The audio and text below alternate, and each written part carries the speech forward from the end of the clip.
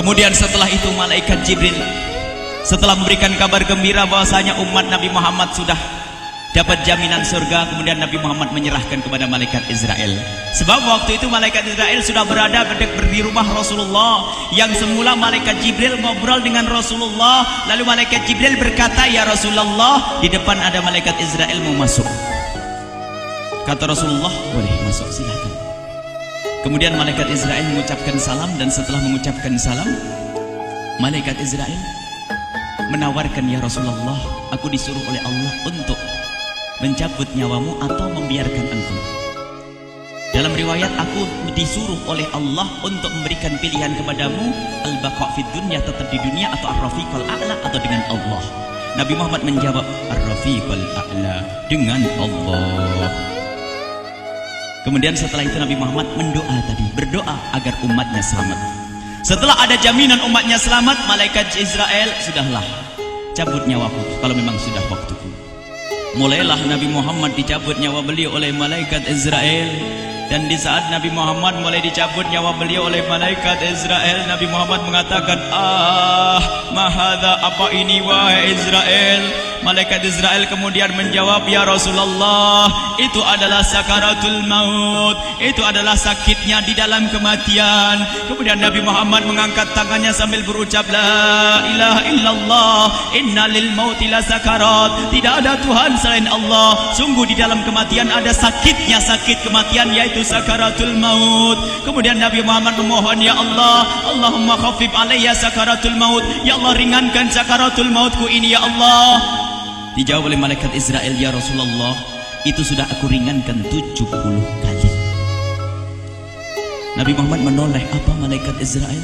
Sudah kau ringankan 70 kali keringanan?" "Iya ya Rasulullah, sungguh aku tidak pernah mencabut seorang hamba lebih lembut dari cara mencabut nyawamu. Ini sudah aku ringankan 70 kali. Setelah itu justru Nabi Muhammad menangis, "Israel, 70 kali rasanya masih sakit." "Iya ya Rasulullah, memang itu sakaratul maut." "Lalu bagaimana engkau mencabut umatku, wahai Israel?" Allah, yang diingat siapa? Umat. Kalau engkau mencabutku dengan ringan seperti ini masih sakit, bagaimana engkau mencabut umatku, ya Israel? Dijawab oleh malaikat Israel, "Umatmu manusia biasa, ya aku cabut." "Ya Rasulullah, begitu saja."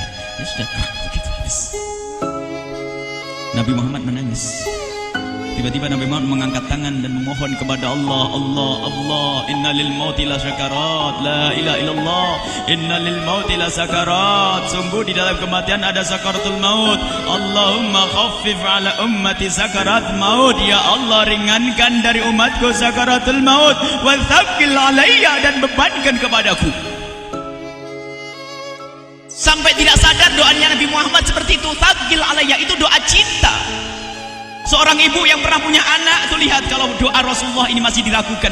Bagaimana Rasulullah bisa doa begitu? Itu bahasa cinta yang tidak bisa diterjemahkan dengan oleh akal. Seorang ibu kadang-kadang, ibu yang di belakang, ibu mau dikasih sakit oleh Allah? Mau, Bu? Ibu jauh sekali. Ibu mau dikasih sakit? Jawabnya tidak mau. Tapi suatu ketika seorang ibu melihat anaknya sakit, ngomong, "Sudahlah nak, jangan kamu yang sakit, biar ibu yang sakit." Ada atau tidak? Kenapa ngomong begitu? Itu bahasa cinta itu. Tidak rela kalau anak ini sakit, biar aku saja yang sakit. Itu yang dirasakan Rasulullah. Sakaratul maut begitu sakitnya, membayangkan betapa sakitnya umat Nabi Muhammad di saat dicabut nyawa beliau. Maka Rasulullah mengatakan, "Ya Allah, ringankan sakaratul maut dari umatku, bebankan kepadaku saja, ya Allah." Wala sawfa yu'tika fatarda. Permintaan Nabi Muhammad tidak ditolak oleh Allah, dikabul dan dikabul, wahai Muhammad. Sallu ala Nabi Muhammad. Dan benar, sakaratul maut kita ditahan oleh Rasulullah, ditanggung oleh Rasulullah, sehingga digambarkan oleh Imam Bukhari di saat Nabi Muhammad dicabut nyawa beliau, Siti Aisyah yang ada di situ. Rasulullah berada di pangkuan Siti Aisyah, yang saat itu Siti Aisyah melihat keringat dingin keluar dari kening Rasulullah. Siti Aisyah tidak pernah melihat keringat keluar seperti itu. Bahkan di saat dipegang kepala Rasulullah, panasnya melebihi dari panasnya orang biasa. Setiap kali ada kain dicelupkan di air, ditempelkan di kening Rasulullah langsung mengering. Saat itu Nabi Muhammad mengucapkan kalimat la ilaha illallah innal lil mauti la sakarat. Kemudian Nabi Muhammad berpesan dengan banyak pesan, dan di antara pesan Rasulullah adalah akri minni ala ummati salam, akri minni salam ala ummati wa ala man ittaba'ani wa ala man tabi'ani min ila yaumil qiyamati. Aku titip salam kepada umatku dan orang yang mengikutiku sampai hari kiamat. Sadari salam Rasulullah. Sebelum meninggal masih ingat titip salam. Salam kepada siapa? Bukan salam kepada siapa-siapa, tapi salam kepada kita. Maka mari kita mengucapkan salam kepada Rasulullah, karena Rasulullah sudah salam duluan kepada kita. Mari kita sejenak bersalam kepada Rasulullah dan hadirkan Rasulullah ada di mata kita dan di hati kita. Mari kita bersama-sama mengucapkan salam. Assalamualaikum ya Rasulullah. Assalamualaikum ya Rasulullah. Assalamualaikum ya Habiballah. Assalamualaikum ya Nabi Allah. Rasulullah mengucapkan salam untuk kita. Dan di saat itu Rasulullah keringat dingin keluar, maka oleh Siti Aisyah diusap. Oleh Siti Aisyah diusap, bayangkan saat itu Nabi Muhammad di pangkuan Siti Aisyah dan diusap oleh Siti Aisyah. Siti Aisyah berkata, keringat Rasulullah mengucur deras hingga aku usap, dan aku usap dengan tangannya Rasulullah. Diusap dengan tangannya Rasulullah. Siti Aisyah memegang tangan Rasulullah sendiri yang digunakan untuk mengusap keringat Rasulullah. Sahabat bertanya, Aisyah, kenapa harus dengan tangan Rasulullah tidak dengan tanganmu? Lihat jawab Siti Aisyah, karena tangan Rasulullah lebih lembut dari tanganku. Sallu ala Nabi Muhammad. Masih sempat nyanjung itu sahabat Nabi. Dalam keadaan begitu masih menyadari kelembutan tangan Rasulullah, jasad Rasulullah, kemuliaan Rasulullah sallallahu alaihi wasallam. Dan aku lebih menginginkan bahwasanya yang menyentuh jidat Nabi Muhammad adalah tangan yang paling mulia di dunia dan di akhirat. Siti Aisyah enggak berani menyentuhkan. Pengennya yang disentuhkan di kening Rasulullah adalah tangannya Rasulullah sallallahu alaihi wasallam.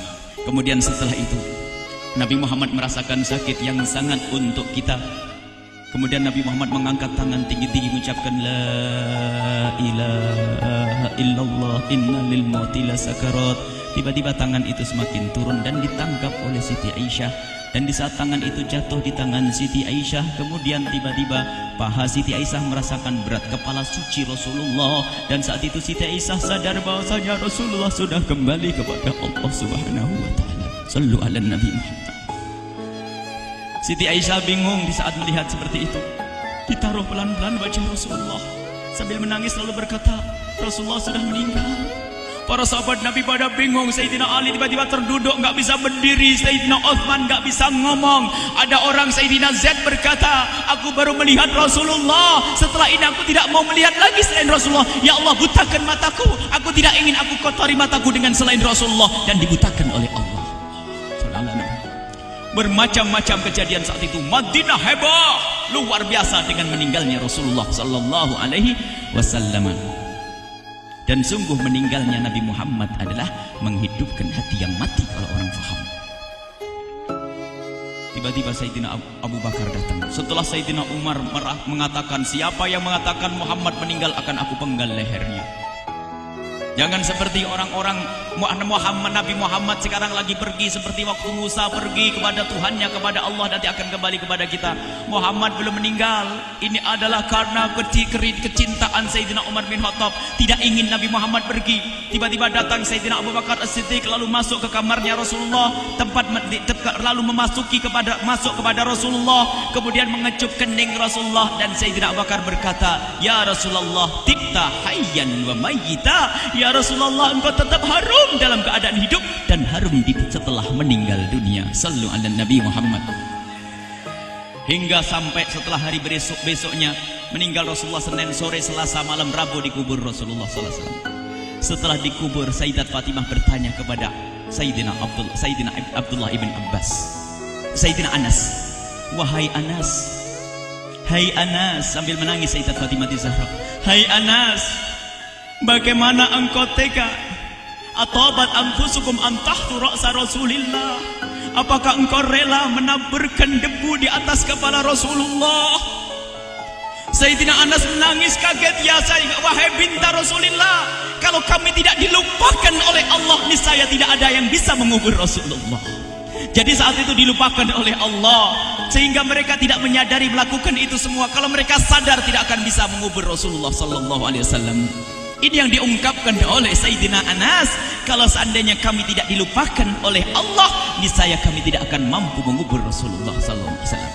Kami yang hadir di sini, ya Allah, ingin senantiasa hadir di hati kami kekasih-Mu Nabi Muhammad. Maka kami mohon, ya Allah, jadikan kekasih-Mu Nabi Muhammad yang akan, ya Allah, yang akan mendampingi kami kelak saat Kau cabut nyawa kami, seperti yang dikabarkan oleh Engkau, seperti yang Kau kabarkan, yang Kau wahyukan kepada kekasih-Mu Nabi Muhammad. Wa absyiru bil jannati, semua hamba yang beriman akan menyaksikan surga, ya di saat dicabut nyawa mereka, dan surga, di tempat surga itu yang paling mulia adalah Nabi Muhammad. Maka kami mohon, ya Allah, saat Kau cabut nyawa kami, ya Allah, hadirkan Nabi Muhammad di hati kami, ya Allah.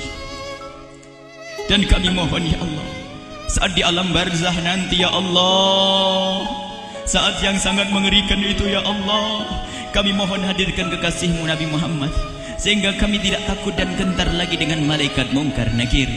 Dan ya Allah, kami mohon di saat di padang mahsyar nanti, ya Allah, hadirkan kekasih-Mu Nabi Muhammad. Jadikanlah kekasih-Mu Nabi Muhammad yang akan menemani kami dan akan membonceng kami, membawa kami ke telaga Kausar. Lalu kami diberi air minum dari air telaga Kausar hingga kami tidak akan haus selama-lamanya. Ya Allah, jadikan kekasih-Mu Nabi Muhammad yang akan menemani kami di saat kami menyeberang Siratal Mustaqim hingga kami tidak akan terjerumus ke neraka Jahanam.